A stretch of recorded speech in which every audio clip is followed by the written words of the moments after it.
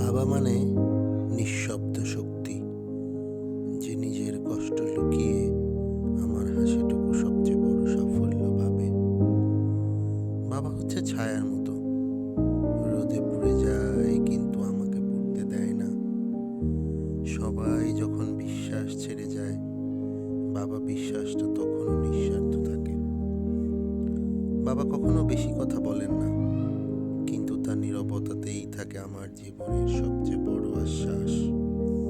আজ আমার পেছনে যে মানুষটা বটবৃক্ষের মতো দাঁড়িয়ে আছে, সে হচ্ছে আমার বাবা।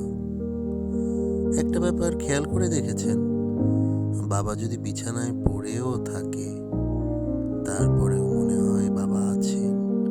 কিছু একটা হলে বাবা তো দেখছে, বাবা তো আছেন, বাবা তো বাবা।